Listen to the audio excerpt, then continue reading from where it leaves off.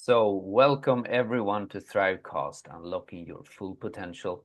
I'm Oskar, I'm an emotional fitness coach, and I help people embody their higher self so they can live their true soul's purpose.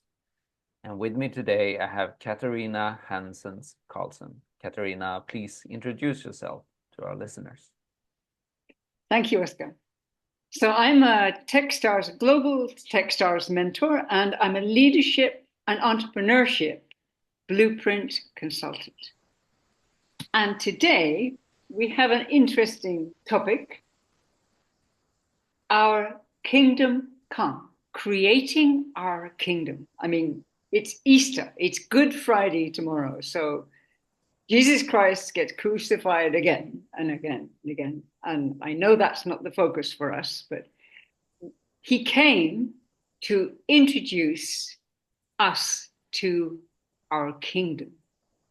And he said the kingdom is within. So what does that mean for us? What is our kingdom come, Oskar?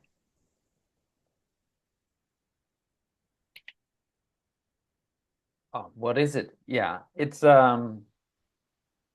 I would say it's an internal experience of how life literally flourishing within yourself. It's not essentially an outer experience where the whole world is celebrated because peace has finally come and abundance are overflowing. Perhaps it will get there, but the interesting thing is that we are individual soul pieces, right? And that means that we are solely responsible for our own inner kingdom. uh, and it's interesting because we cannot rely on someone else do the work for us. That's disempowering. Now, and we cannot either say it's like, oh, poor people, I need to do the work for them, and that's disempowering for me. So it's essentially understanding what does it mean to have balance within, and how does that balance feel? How do you frame your kingdom? What is so uniquely yours? What is so important for you, and that makes your soul, cheer up every time you think of it, every time you have it in front of yourself, right? And how do you make yourself always kept into that state? And the more you do, the more your body, your mind, your neural pathways, everything wires to just give you more and more of it. So it becomes a you know just a movement inside of there. And I also want to say, because it's Easter, and what Jesus ultimately said is that the kingdom is within, but go to the Father, right? Go to God, go to Source, go to that, because that is the ultimate energy that we have, all human beings have, access to. And when we are nourished by that source, then that becomes almost the energy that projects our focus out into the world, into what we're truly loving to do. And so we start creating that kingdom. Every action that we do that is in alignment with that God alignment we feel. That's what I would say. What would you say, Katarina? Thank you, Oskar. Yeah, I agree. I mean, if we look at 2000 years ago, this man, Yeshua ben Joseph, came and told people, the kingdom of heaven is nigh, is near, is here. And people looked around them and said, well, The Roman Empire has invaded our country and we don't want them here. So the kingdom of heaven for us would be get rid of the Romans.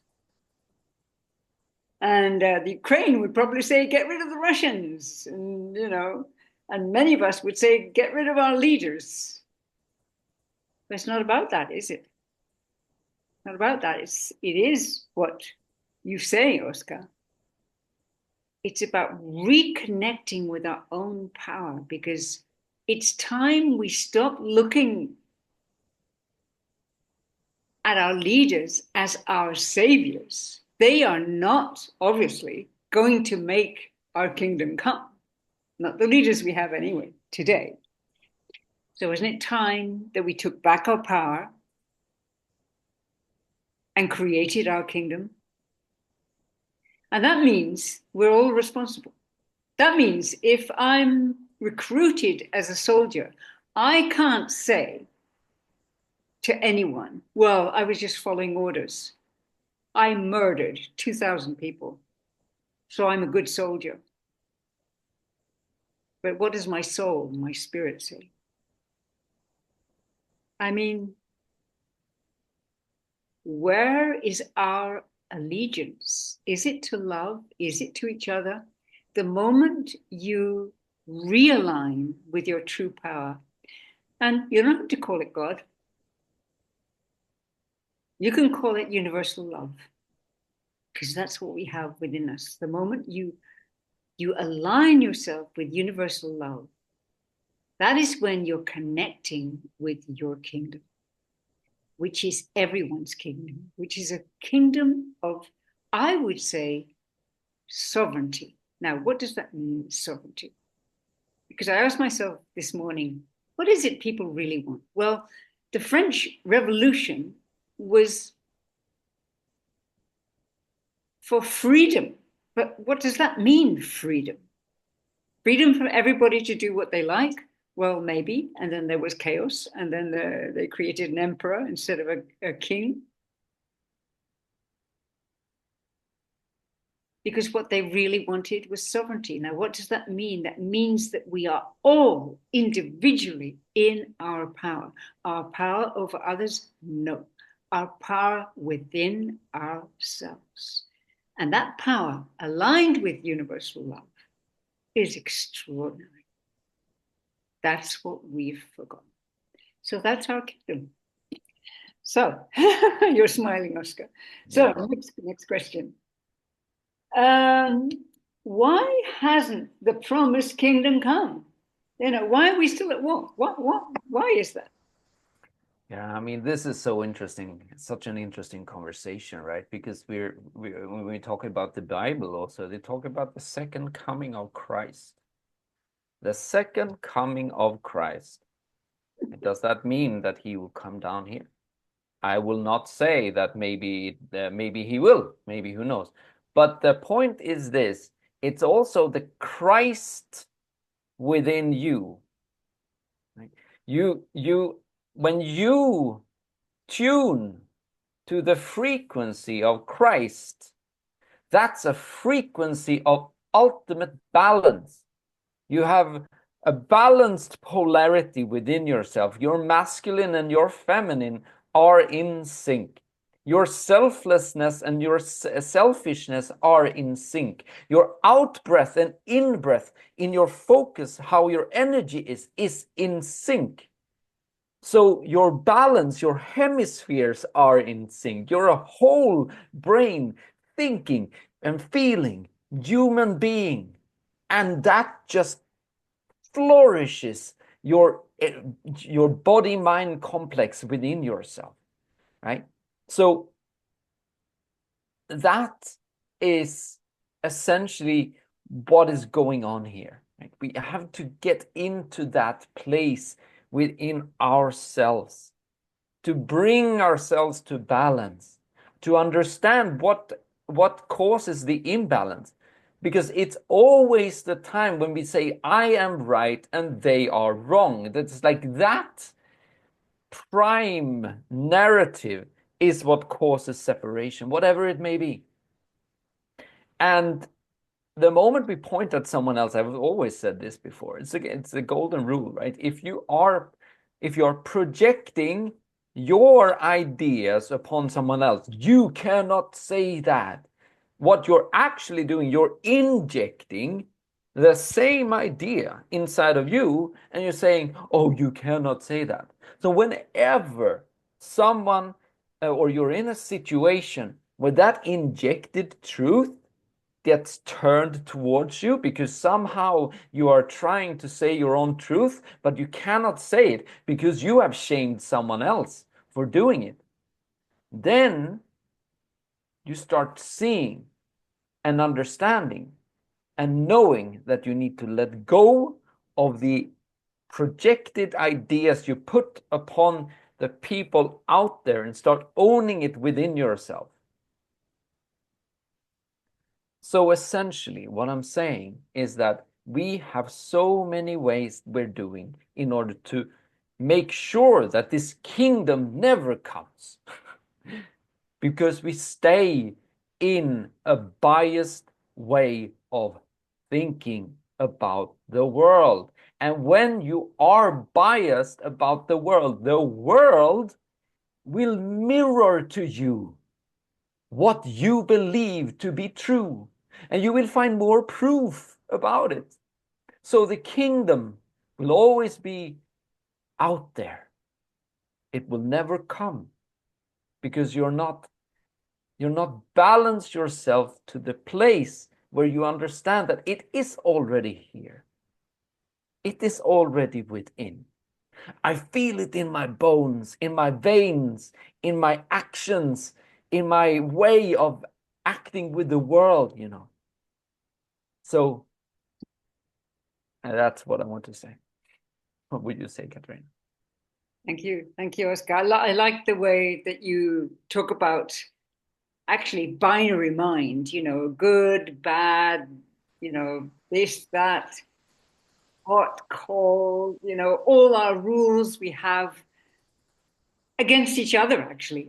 We've created such a mess, actually, I would say, with all the rules, all the commandments, all the things you should do, all the things you shouldn't do, that life becomes a burden. It becomes arduous.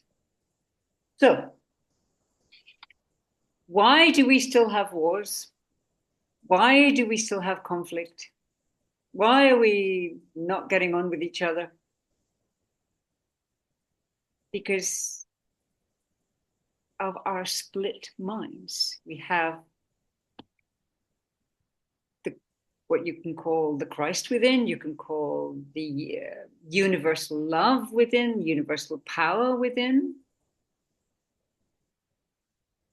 We experience that it's in conflict with our inner saboteur, the altered ego, your dragons and demons, whatever you want to say. The thing is, what most of us don't realize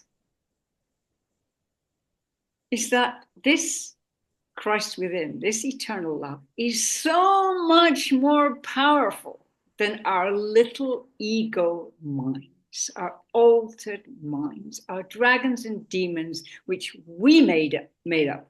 God did not create evil. We did. We created demons. We created evil. Why? To scare each other. You know, the church took that up to scare people into giving their power away, giving their money away, so that they could be in power. It's an old game. So tomorrow is Crucifixion Day. I have a suggestion. We crucify our egos.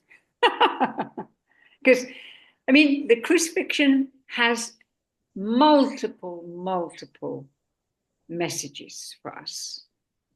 Very, very, very clever marketing. I mean, I think Yeshua ben Joseph, for me, was one of the greatest geniuses, spiritual geniuses that's ever walked this planet.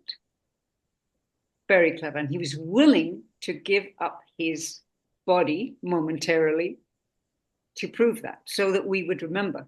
Because we remember crisis. We remember trauma. We remember death. We often forget love, healing, the miracles. I mean, if we look at most churches, there is Jesus on a cross again and again and again. And what do we feel when we go in? Guilt. Now, when we're in guilt, we can be controlled. When we're in fear that we're going to die on that cross, we can be controlled. So let's take Jesus down from the cross and let's put our egos up on the cross and say goodbye. And be true to our kingdom, true to universal love, true to our sovereignty.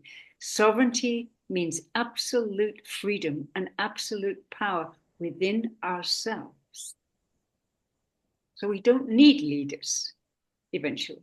We can have leaders, but we don't need them because we won't give our power away. So, back to the soldier. Is the soldier responsible for killing? Yeah. He has orders. He can disobey orders. He might be killed for disobeying orders. But what if everybody refused? So why do we have the kingdom that we have at the moment? To wake us up, to start taking back our power and back our control. Okay, next question. How do we create our kingdom? That's a fascinating one, isn't it?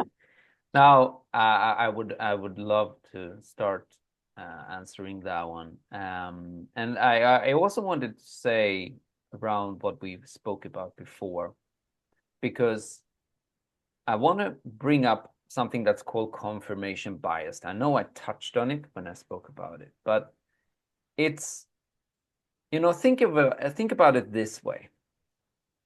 When we direct our focus and we put it on the media and we put it on things that doesn't serve us, and we believe that what we see is true. Nowadays AI has come to the very to the degree that it is, that you might not even be able to perceive if it is real or it's not.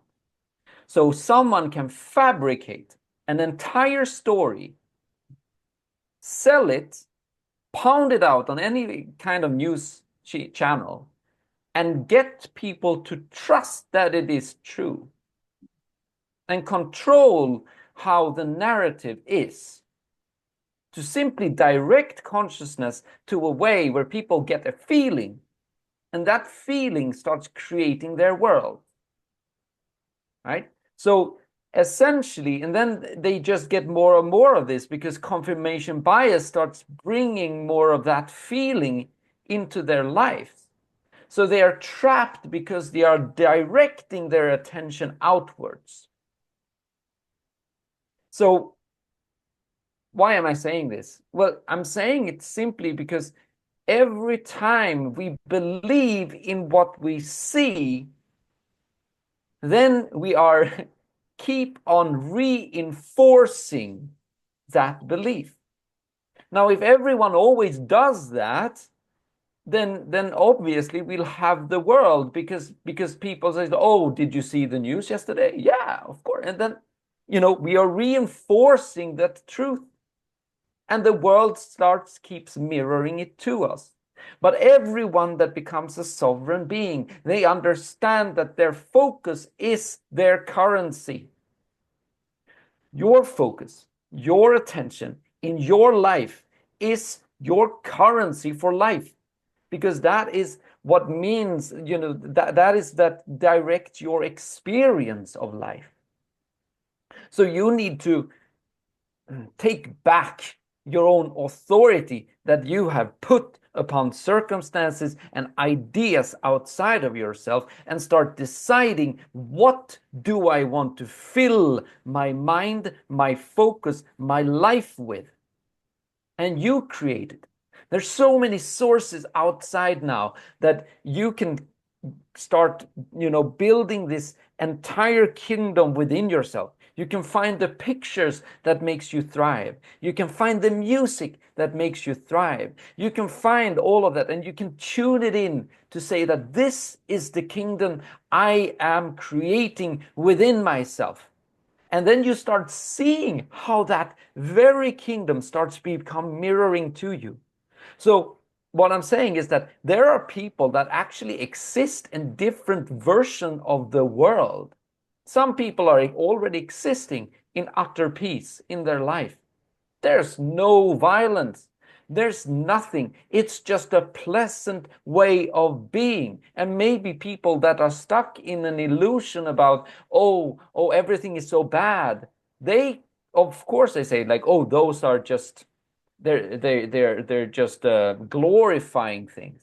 But no, it's actually a truth that they are in a different frequency. They're in a different world. And everyone has that choice. So imagine when every human being decide, I'm going to create the kingdom of heaven that makes my soul thrive, and I'm going to focus solely on that image. And then we don't need any world leaders. We don't need any G20, any G7, whatever. Like, we don't need that because everyone is sovereign. Everyone creates it, and they are sustained by the God spark within themselves.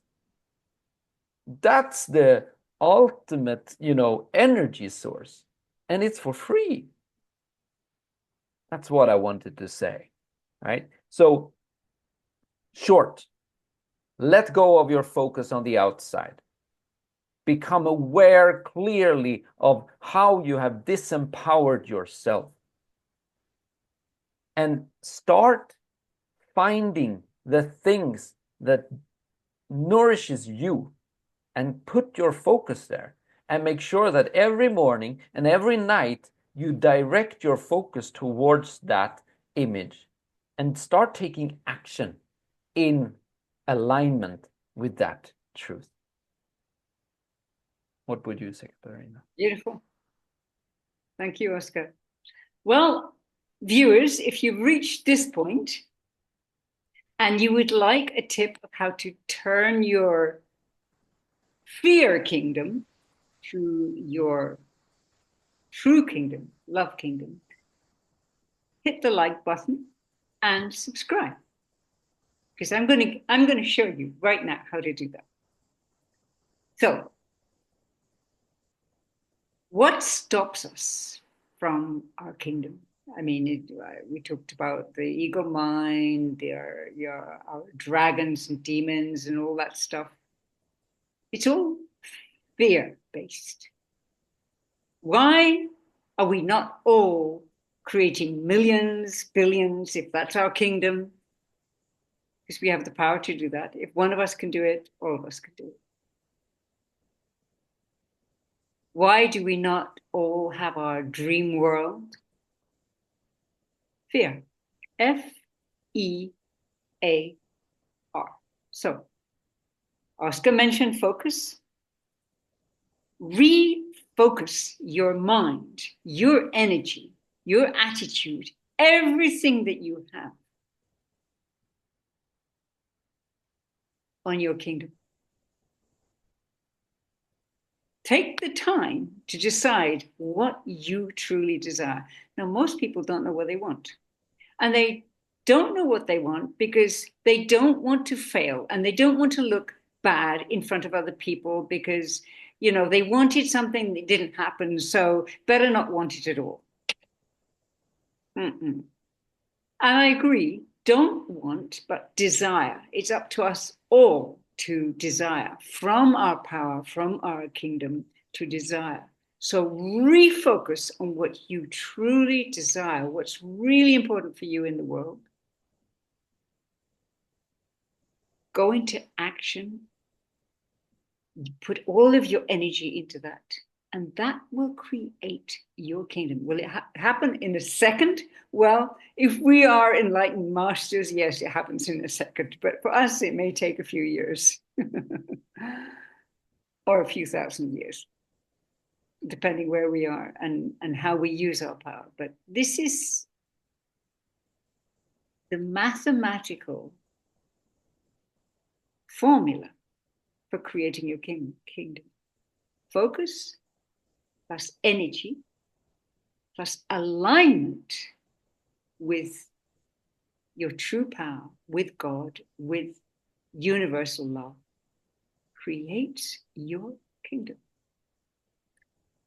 So good luck with that, and happy Easter to everyone. And Oskar, if you don't have any more comments, we'd like to know how to contact you. Yeah, sure. Yeah, happy Easter, everyone.